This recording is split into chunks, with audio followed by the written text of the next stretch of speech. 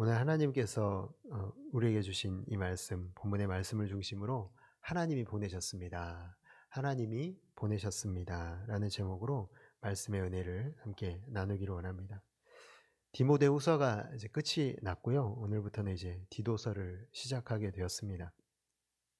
이제 디도서를 시작하면서 인사 부분을 우리가 오늘은 함께 나누려고 하는데, 사람이 인생을 살면서 수없이 많은 사람들을 만나게 되는 것 같습니다. 근데 그 중에 뭐 어떻게 좋은 사람들만 또 있겠습니까? 때로는 마음 아프게 하는 사람들도 있고, 우리가 정말 인생에서 다시는 만나지 않았으면 하는 사람을 만나기도 하고, 또 어떤 사람들은 야, 이 사람은 정말 평생 알고 사귀었으면 좋겠다, 이런 사람들도 있는 것 같습니다. 그런데 그중 몇 사람은요, 참 인생에 있어서 내 인생이 어떤 가치를 가지고 있는지 그 의미를 부여해 줄 수 있을 정도로 귀한 사람들이 우리의 인생 가운데 있는 것 같습니다. 바로 오늘 이 디도서에 나오는 디도라는 사람이 바울에게 그런 사람이 아니었을까 생각을 해봅니다. 바울의 인생에서 굵직한 사건들이 많이 있었잖아요.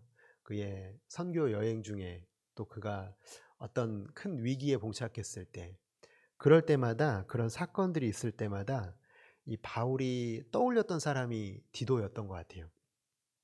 고린도 교회에 보내는 그 서신이 사실 고린도 교회 성도들이 받기에는 굉장히 좀 마음을 무겁게 하는 그런 책망의 내용이 들어있었기 때문에 그 서신을 전하는 일을 아무에게나 맡길 수 없었지 않았을까 생각을 해보는데, 그때 생각나는 사람이 바로 디도였습니다. 이걸 누구의 손을 통해서 보낼까? 내 마음도 전해야 되는데, 그래, 디도를 보내야지. 그렇게 디도를 보내서 디도로부터 이 고린도 교회 성도들이 또 회개하고 돌이킨 것, 그것을 받아들인 것을 이제 듣게 되었을 때 바울이 참 위로를 받았습니다. 또 예루살렘 교회를 돕기 위해서 모금을 해야 했는데요. 연보를 모았는데 그때 누구를 떠올렸냐면, 이 일은 또 누구에게 맡기지? 이 일은 누가 좀 잘 감당할 수 있을까 생각할 때 떠올린 사람이 바로 디도. 그래서 예루살렘 교회에 기근이 들었을 때 그 모금하는 이 총책임자의 역할을 또 디도가 맡게 되었습니다. 예루살렘 교회에 할례받지 않은 이방인으로 예루살렘 교회에 방문했을 때도 이제 그 일에 그 순간에도 이 디도가 함께 했습니다. 디모데후서 4장에 우리가 어제도 살펴봤지만, 나와 함께한 사람이 하나도 없다, 다 나를 버리고 도망갔다고 했을 때 달마디아에도 파송되어서 함께할 수 없어서 아쉬워했던 사람이 바로 디도였습니다. 야, 나와 함께한 사람이 아무도 없을 때 디도가 있었다면 참 좋았을 텐데, 그러면서 아쉬워했던 사람. 니고볼리로 급히 와서 같이 겨울을 보내기를 원하는 내용이 오늘 이제 나중에 우리가 살펴볼 텐데, 이 디도서 3장에도 나와 있는데요. 그러니까 이 겨울을 좀 같이 보냈으면 하는 사람, 이 그런 사람으로 디도를 이렇게 바울은 항상 떠올렸던 것. 그러니까 같이 있으면 그냥 위로가 되는 사람인 것 같아요. 존재 자체가 그냥 위로가 되는 사람. 불편한 사람이랑 여러분 식사해 보셨나요?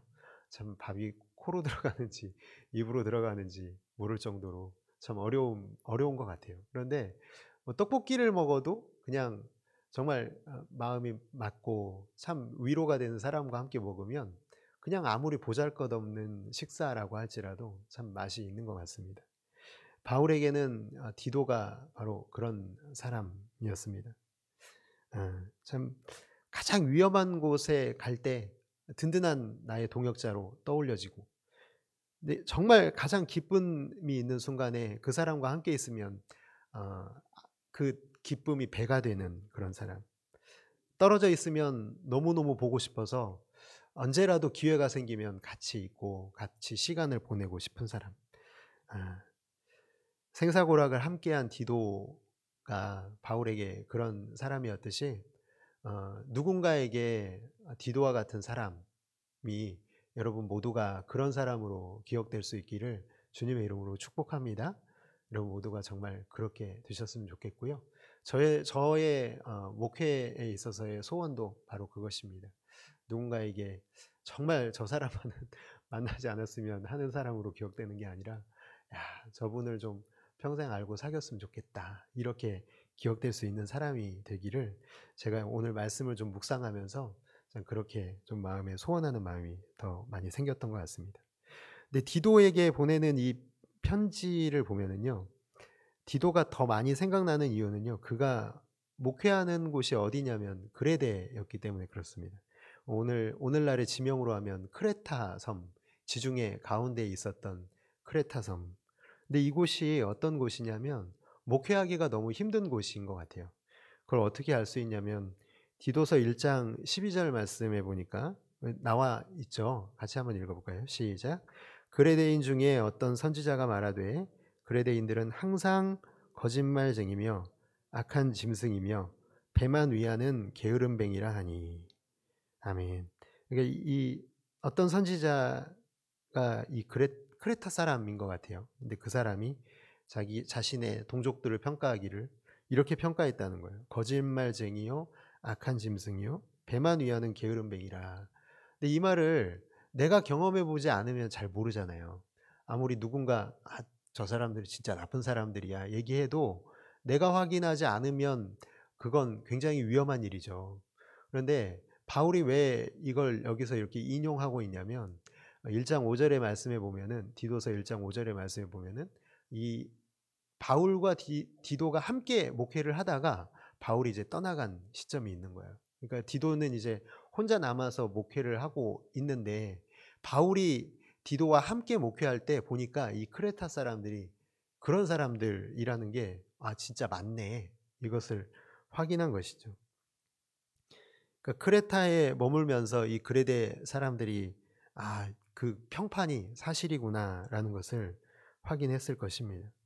그러니까 그레데라고 떠올리면은 참 험악한 목회 현장, 내 아들 같은, 참 아들 같은 이 디도를 두고 참 보내기 힘들었을 것 같다라는 생각이 듭니다.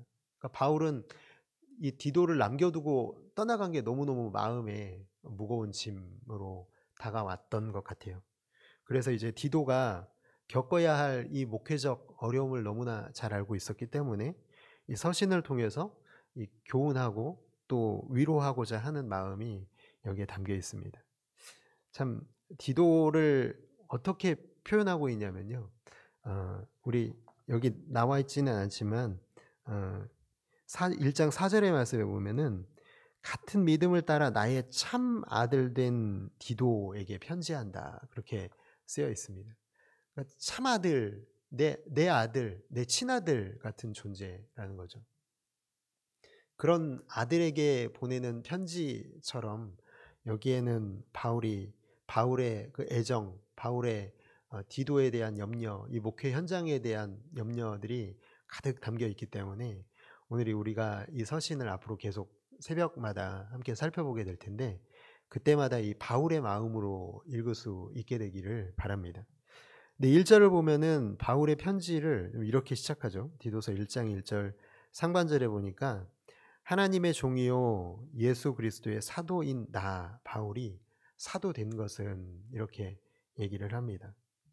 근데 아들 같은 디도에게 보내는 좀 목회 서신이긴 하지만 개인적인 편지잖아요. 그러면 사실 저 같으면은 그냥 4절부터 시작했을 것 같아요. 같은 믿음을 따라 나의 참 아들 된 디모데에게 편지하노니, 그냥 그렇게 시작하면 될 텐데 굳이 1절부터 3절까지의 내용이 들어가 있잖아요. 마치 내가 모르고 있는 사람에게 내가 이런 사람이야 라고 소개하는 것처럼 이렇게 바울이 쓰고 있다는 거죠. 내가 사도고 내 사도로서의 사명이 이런 거라는 것을 당신이 좀 알았으면 좋겠다 라는 말은 사실 디도에게 보내는 편지에는 어울리지가 않는데 뭔가 여기에도 의도가 있지 않을까 생각을 해보게 되었습니다. 사도 바울의 삶을 보면요, 그가 복음을 전하면서 겪었던 일들은 평탄한 일이 아무것도 없는 것 같아요. 그가 사도가 되고 그가 복음을 전하면서 겪었던 일은요, 항상 생명의 위협을 느끼는 일이었습니다. 그러니까 말로 공격당하는 일은 뭐 너무나 예사로운 일이고요. 뭐 사람들에게 돌에 맞기도 하고 잡혀서 매를 맞고 감옥에 갇히기도 하고 여행을 하면서 굶주리는 일은 일상다반사였고 또 배가 좌초되어서요. 익사할 뻔한 위기도 여러 번 있었습니다. 심지어는 바울을 죽이기 전까지는 내가 먹지도 마시지도 않겠다. 이런 암살 결사단까지 생겨서요. 그의 뒤를 계속해서 추적하고 있는 추적자들도 추적을 받고 있는 고린도후서 1장 8절에서 바울은 그래서 뭐라고 얘기하냐면 정말 살 소망까지 끊어졌다라고 표현할 정도로 그런 어려움들을 당하는 삶이 이런 목회의 삶이었다. 참 얼마나 큰 어려움을 그의 복음을 전하는 삶 속에 받았는지를 알 수가 있습니다. 그런데 어떻게 바울은 살 소망까지 끊어지는 상황들이 정말 수도 없이 많았을 텐데 한두 번이 아니었을 텐데 어떻게 그렇게 회복하고 다시 영적 전쟁터로 나갈 수 있었을까? 나의 생명이 위협받는 자리에 내가 어떻게 늘 나갈 수 있을까? 저는 한번 제가 그런 상황이라고 한다면 다음 날이 오는 게 너무 끔찍했을 것 같아요. 내가 내일이면 또 나를 쫓아오는 사람들에 의해서 죽임을 당할 수도 있고 또 내가 전하는 이 복음이 누군가에 의해서 거절당할 텐데 그 거절당하는 그 안타까움과 아픔, 정말 그런 일들을 내가 과연 감당할 수 있을까? 참 저는 사실 자신이 없더라고요. 그런데 바울은요, 늘 그 자리로 갔다는 거예요. 내일이 옴에도 불구하고 그 밤에 잠을 청하고 잠에서 깨어서 그 하루를 어쩌면 누군가에게는 지옥 같았을 그 하루를 또 살아내는 그 모습을 떠올려 볼 때요. 어떻게 그런 게 가능했을까? 무엇이 이 바울로 하여금 그런 이 사명을 감당할 수 있게 한 것일까 생각을 해보게 되었습니다. 그래서 저는 말씀을 좀 묵상하면서요. 늘 바울 사도가 자기가 누구인지를 나타내거든요. 내가 어떤 존재인가를 늘 확인했다라는 것이죠. 내가 누구인가 끊임없이 기억하는 것. 그 고백이 바로 1장 1절 상반절의 말씀이죠. 하나님의 종 그리고 예수 그리스도의 사도. 나 바울이 바로 그런 존재다라는 것을 계속해서 상기시키고 있다는 거예요. 근데 이것은요, 디도에게도 똑같이 필요한 것이었기 때문에 그래요. 이 험악한 목회의 현장, 이 그레데에서의 험악한 목회의 현장에서도 디도가 날마다 겪을 일이거든요. 그 디도가 날마다 겪을 그 현장에서 네가 살아남기 위해서는 이 영적 전쟁터에서 네가 살아남기 위해서는 네가 누구인지를 끊임없이 기억하도록 하기 위해서 바울은 자기 자신이 누구인지를 나타내고 있는 것을 보게 됩니다. 여러분, 내가 왔다고 생각하면 내가 내 발로 걸어왔다고 생각하면 언제든지 그만둘 수 있지 않나요?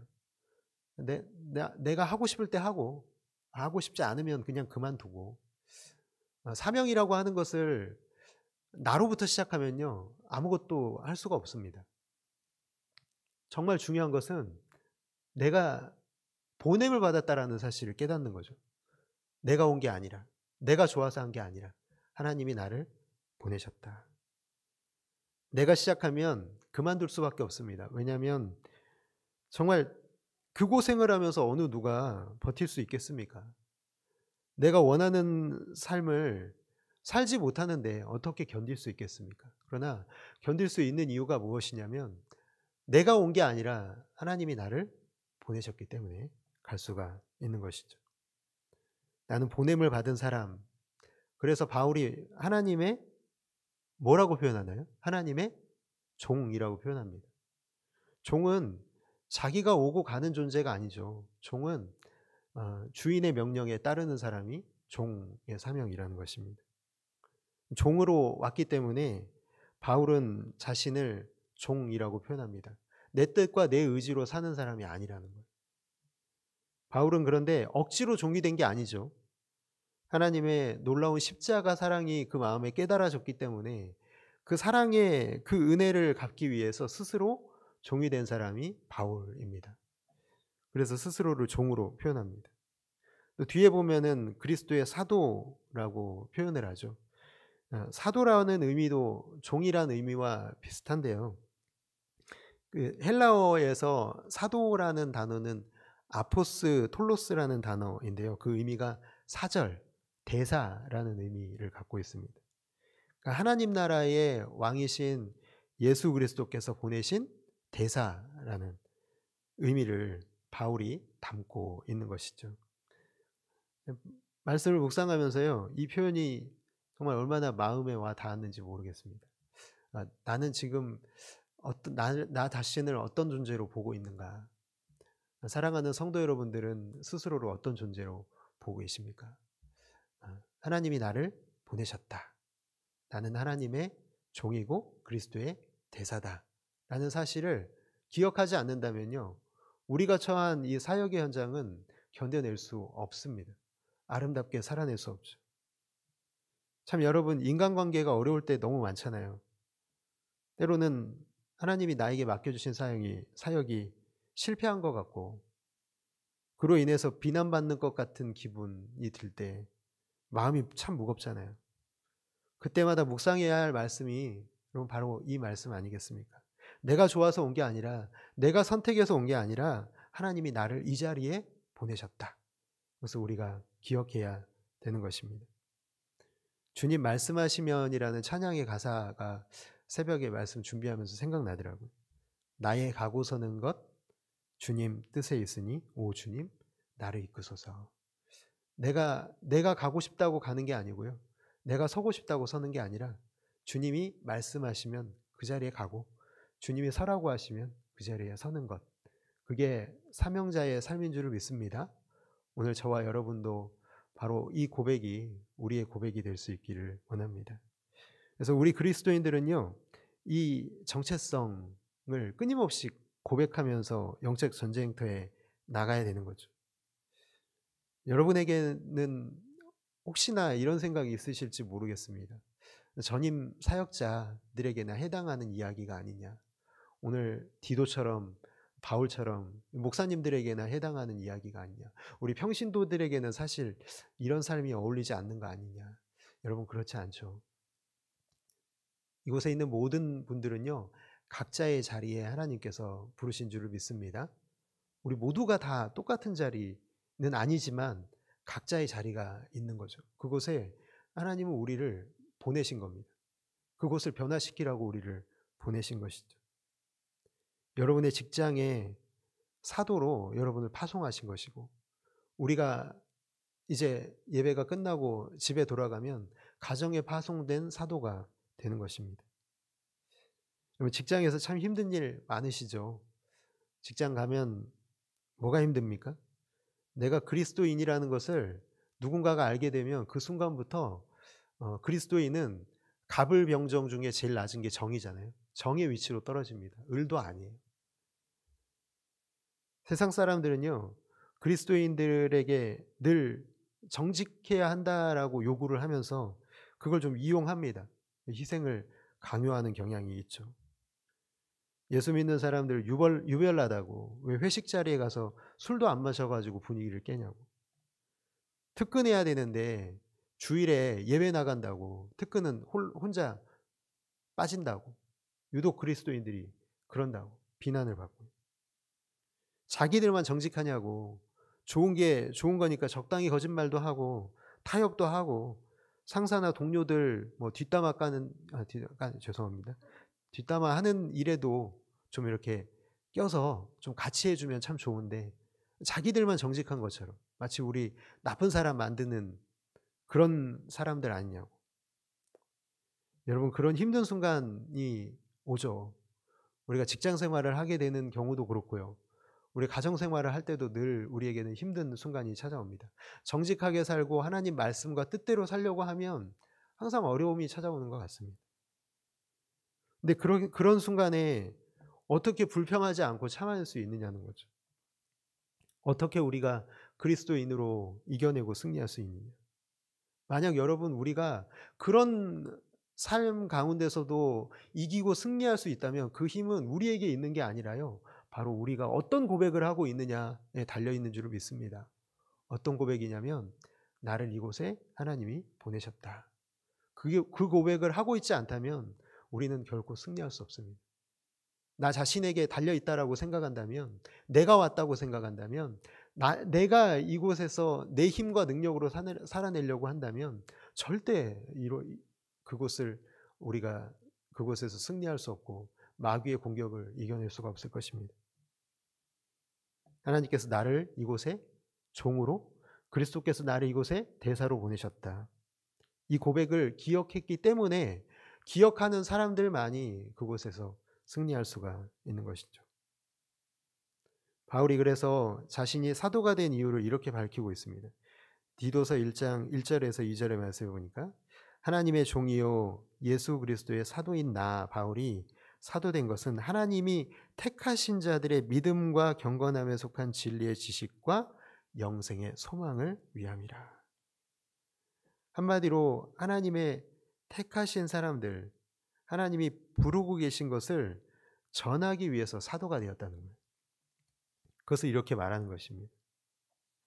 디도서 1장 3절 하반절에 보니까 이 전도는 우리 구주 하나님이 명하신 대로 내게 맡기신 것이라 이렇게 되어 있습니다. 여러분 누구에게 맡기셨다고 말씀하고 있나요? 내게, 바울에게 맡기셨죠. 근데 오늘 이 말씀은 지금 누구에게 들려지고 있나요, 여러분? 저와 여러분에게 들려지고 있는 줄 믿습니다. 여기에 우리의 이름을 넣어서 한번 해볼까요? 이 전도는 내게에 내 이름을 넣어서 한번 해볼까요? 시작. 이 전도는 우리 구주 하나님이 명하신 대로 성록에게 맡기신 것이라. 이 전도는 우리 구주 하나님이 명하신 대로 우리 각자에게 맡겨주신 줄을 믿습니다. 이 전도가 어떤 것이냐면요, 바로 예수님을 믿고 사도되고 종된 사람으로 또 한 사람을 만들어가는 거예요. 우리를 통해서 그 자리를 바꿔가는 거죠. 그 일에 우리를 부르셨다는 거죠. 그러므로 여러분, 우리의 선교지는 멀리에 있는 게 아니라요, 우리가 밟고 있는 곳이 선교지인 줄 믿습니다. 우리 직장, 그리고 우리가 가는 우리의 가정도 선교지입니다. 요즘에 여러분 가정이 선교지라고 생각하지 않으십니까? 가정이 가장 치열한 전쟁터인 것 같아요. 그곳에 우리를 하나님이 보내신 거죠. 직장 상사, 동료, 선후배, 가족, 신지들이 사실은 선교의 대상자입니다. 우리가 하나님의 종으로 살면, 그리스도의 대사로 살면 바로 우리가 가장 사랑하는 사람들이 하나님께 돌아올 것이고, 주인의 명령을 완수한 종의 기쁨이, 중요한 일을 끝마친 대사의 뿌듯함을 우리가 누리게 될 줄로 믿습니다. 이 새벽 소망하기는 어떤 삶의 어려움과 고통이 와도 주님이 나를 부르셨다, 그 정체성을 삶으로 고백해서 예수 그리스도의 향기를 우리가 머물고 있는 그 모든 곳에 드러내는 아름답고 귀한 성도 여러분들 모두가 되시기를 주님의 이름으로 축복합니다. 오늘 들은 말씀 위해서